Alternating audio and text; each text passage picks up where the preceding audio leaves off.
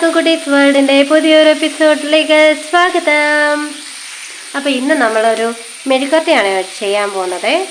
പയർ മെഴുക്കുവരട്ടിയാണ്, അതായത് അച്ചിങ്ങ പയർ മെഴുക്കുവരട്ടിയാണ്. അപ്പോൾ ആ വീഡിയോ നമുക്ക് കണ്ടിട്ട് വരാവേ. നമ്മൾ അടുപ്പ് കത്തിച്ച് പാൻ അടുപ്പത്ത് വെച്ചിട്ടുണ്ട്. അപ്പോൾ അതൊന്ന് ചൂടായി വരുമ്പോഴത്തേക്ക് നമുക്ക് വെളിച്ചെണ്ണ തന്നെ നമുക്ക് ഒഴിച്ചു കൊടുക്കാം.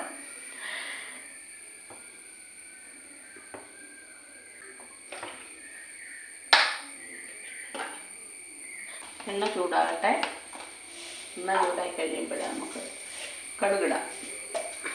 നമുക്ക് കടുകിടാം.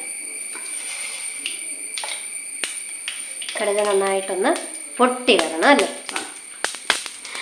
എല്ലാവർക്കും അറിയാവുന്ന കാര്യങ്ങൾ തന്നെയാണ്. കടുകെല്ലാം പൊട്ടി വന്നിട്ടുണ്ട്. നമുക്ക് സവോള ഇടാം.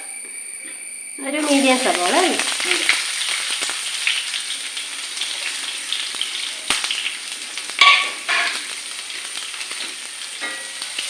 നമുക്ക് വഴറ്റി കൊടുക്കാം.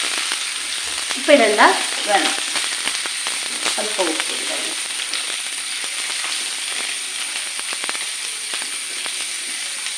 അങ്ങനെ ഇട്ടുള്ളേ. പിന്നെ നമുക്ക് നോക്കിയിട്ടിടാം.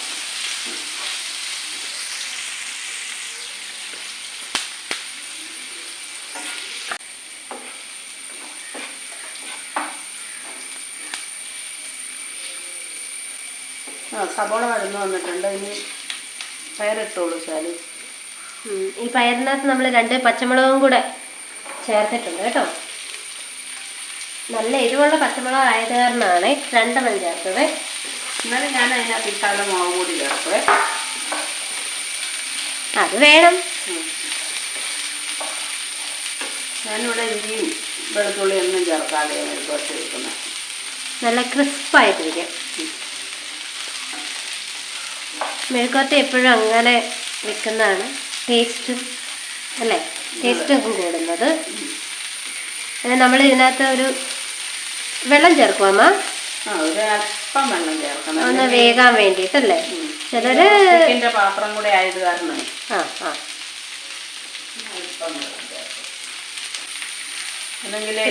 അല്ലേ?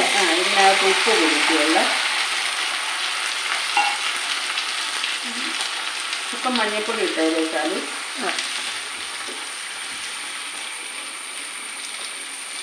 മുളക് പൊടി നമുക്ക് പിന്നെ കുറച്ച് കഴിയുമ്പോഴേ മുളക് പൊടി ഇടുള്ളൂ.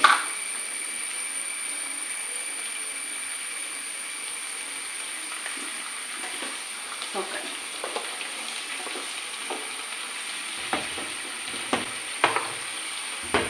എല്ലാവരും വെക്കുന്നതൊക്കെ തന്നെയാണ്. എന്നിട്ട് നമ്മൾ നമ്മുടേതായിട്ടുള്ള രീതിയിൽ അല്ലേ? അതെ.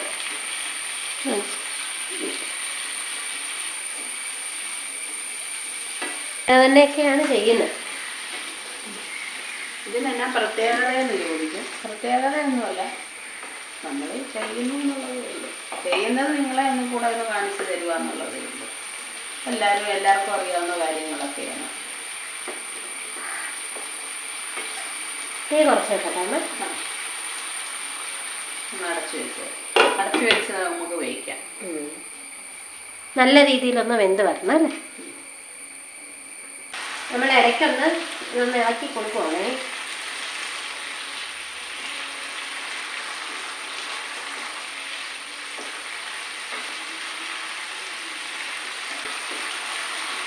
നമുക്കൊന്നുകൂടെ ഒന്ന് അടച്ചു വെക്കാം. വെള്ളം എല്ലാം പറ്റി നമുക്കിനി മുളക് പൊടി അല്പം ചേർത്ത് കൊടുക്കാം.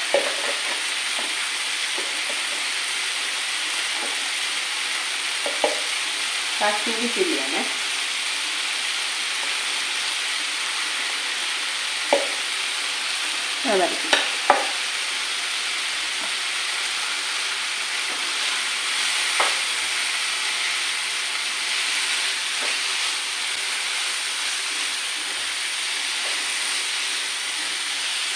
ഇനി ചെറിയ തീയിൽ കിടന്ന് വേണം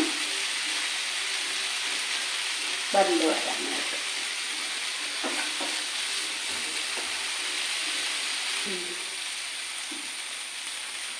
ചെറിയ തീ കിടന്ന് മൊരിയട്ടെ.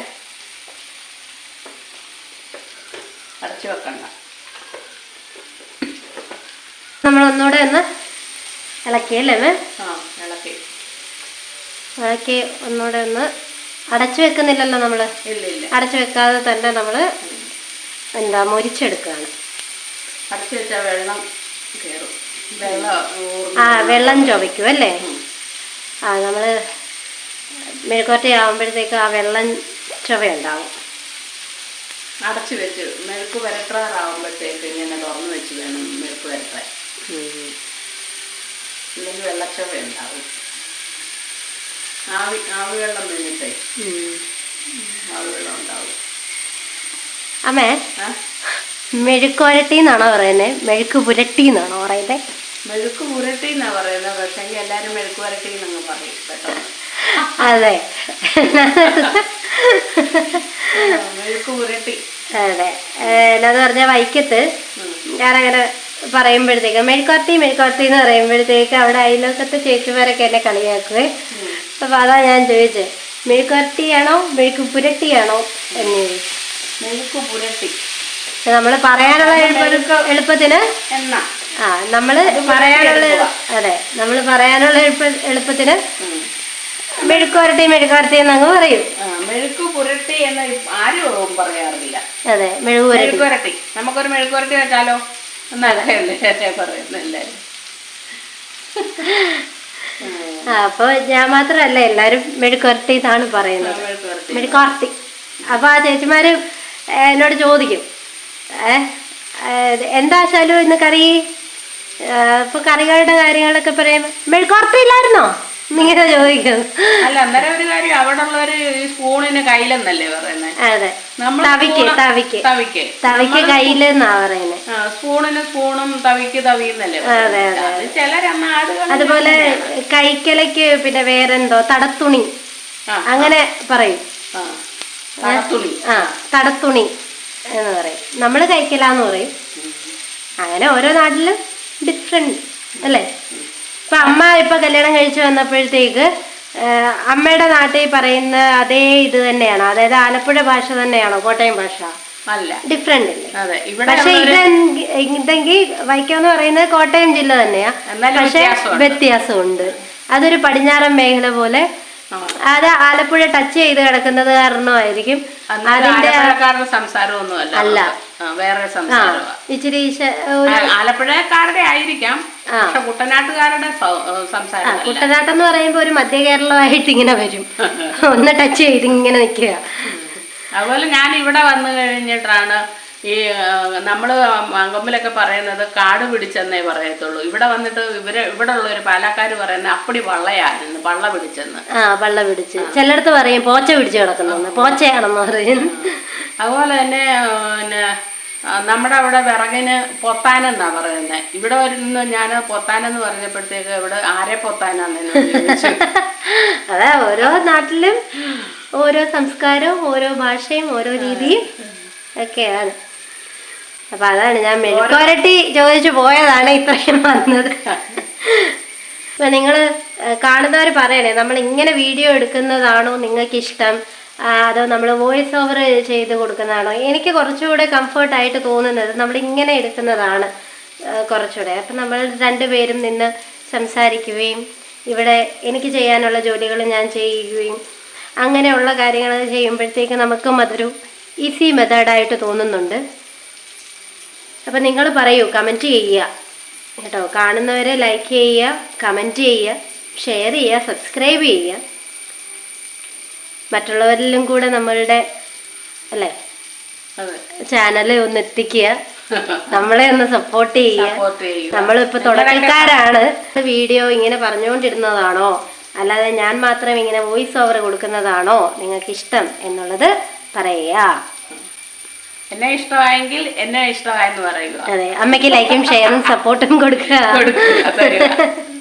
അതൊക്കെ ഉണ്ടെങ്കിലേ ഞങ്ങൾക്ക് മുന്നോട്ട് പോകാൻ പറ്റുള്ളൂ. അതെ, സപ്പോർട്ടൊക്കെ ഉണ്ടെന്നുണ്ടെങ്കിൽ നിങ്ങളുടെ സപ്പോർട്ടാണ് നമ്മളുടെ വിജയം. നിങ്ങളും നമ്മളുടെ ഫാമിലിയിലെ ആൾക്കാരാണ്, നമ്മുടെ ഫാമിലിയാണിപ്പം നിങ്ങളും. നിങ്ങളുടെ സപ്പോർട്ടൊക്കെ ഉണ്ടെങ്കിൽ മാത്രമേ നമുക്ക് വീണ്ടും മുന്നോട്ട് പോകാൻ പറ്റൂ. അതെ, ഓരോ വീഡിയോ നമ്മൾ ഇടുമ്പോഴത്തേക്കും നമുക്കും ആ ഒരു നിങ്ങൾ കണ്ടു തരുന്നതും നിങ്ങളുടെ ഓരോ ലൈക്കിലുമാണ് നമ്മളുടെ വളർച്ചയും അല്ലേ എല്ലാം ഇരിക്കുന്നത്. നമ്മൾ ഒരു തുടക്കക്കാരാണ്, ഞങ്ങളുടെ വളർച്ചയിരിക്കുന്നത്. അതെ, നമ്മൾ തുടക്കക്കാരെ സപ്പോർട്ട് ചെയ്യുക. മിക്കവാറും നമ്മുടെ മെഴുക്കുപുരട്ടി ആകാറായിട്ടുണ്ട്. മെഴുക്കു പുരട്ടി അതെ ആയി വരുന്നു. ഒന്ന് കുറച്ചുകൂടെ ഒന്ന് മൊരിയാനുണ്ട്.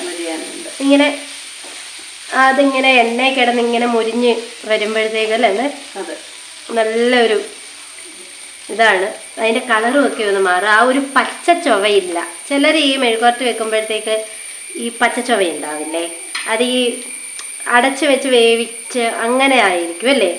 എണ്ണ ഒഴിച്ചു കഴിഞ്ഞാൽ പിന്നെ അടച്ചു വെക്കാൻ പാടില്ല. എണ്ണ ഒഴിച്ചു കഴിഞ്ഞാൽ എണ്ണ അല്ല, ആദ്യം നമ്മൾ എണ്ണ ഒഴിച്ച് കടുക് വറുത്താണ് വെക്കുന്നത്.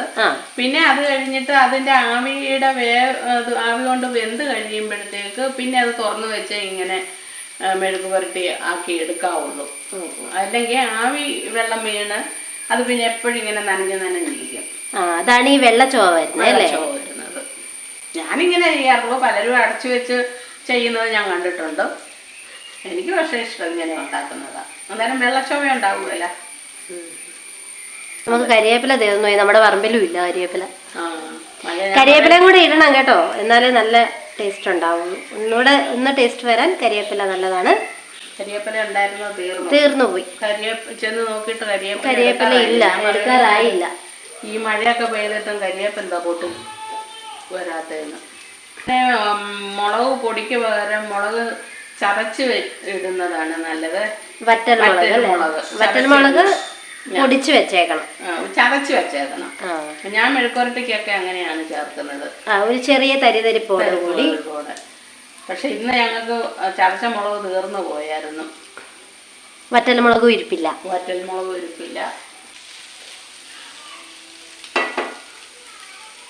ഇതിപ്പോ ആയോ അമ്മേ? ഇതിപ്പോ ഏകദേശമായി. ഇനി ഓഫാക്കിയേക്കാം. കേട്ടോ, നമ്മളുടെ മെഴുക്കുവരട്ടി ഇങ്ങനെയാണ് ഇരിക്കുന്നത്. നന്നായിട്ട് മുരിഞ്ഞ് അല്ലേ, നല്ല രീതിയിൽ മുരിഞ്ഞ്. തീ കുറച്ചിട്ടിട്ടാണ് നമ്മൾ ഇത്രയും അല്ലേ മുരിച്ചെടുത്തത്. തീ ഒരിക്കലും കൂട്ടിയിടല്, കരിക്കട്ട പോലെ ആയിരിക്കും. പിന്നെ ചിലർ ഇതിനകത്ത് ഈ മെഴുക്കുവരട്ടി വെക്കുമ്പോഴത്തേക്ക് വെളുത്തുള്ളിയൊക്കെ ചേർത്ത് വെക്കുന്നവരും ഉണ്ട്. പക്ഷെ എനിക്ക് അതിൻ്റെ ആ ഒരു ചൊവയൊന്നും എനിക്കിഷ്ടമല്ല. നമ്മളിത് പണ്ട് മുതലേ നമ്മളിങ്ങനെ കഴിച്ചത് കാരണമായിരിക്കും ആ രീതി എനിക്കും ഇഷ്ടമല്ല. ഞാനും വെക്കാറില്ല അങ്ങനെ. ഈ രീതിയിൽ വെക്കാറ്. ഉള്ളിയും വെളുത്തുള്ളിയൊക്കെ ചതച്ചിട്ട് വെക്കുന്നവരുണ്ട്. അപ്പോൾ നമ്മളുടെ മെഴുക്കുവരട്ടി ഇവിടെ റെഡി ആയിട്ടുണ്ട്. അപ്പോൾ എല്ലാവരും ഇതൊന്ന് ട്രൈ ചെയ്ത് നോക്കുക അല്ലേ മേ? അതെ. അപ്പോൾ നമുക്ക് വൈൻഡപ്പ് ചെയ്താലോ? ഓക്കെ. അപ്പോൾ എല്ലാവരും ഒന്ന് ട്രൈ ചെയ്ത് നോക്കൂ. നിങ്ങൾക്ക് എന്തായാലും തീർച്ചയായിട്ടും ഈ രീതിയിൽ മുരുമുരാന്നടിക്കുന്ന പയർ മെഴുകുവരട്ടി അല്ലേ ഇഷ്ടപ്പെടും, അത് തീർച്ചയാണ്. അപ്പം ഇങ്ങനെ എല്ലാവരും ഒന്ന് ട്രൈ ചെയ്ത് നോക്കൂ. നമുക്ക് അടുത്ത വീഡിയോയിൽ കാണാം. ബൈ.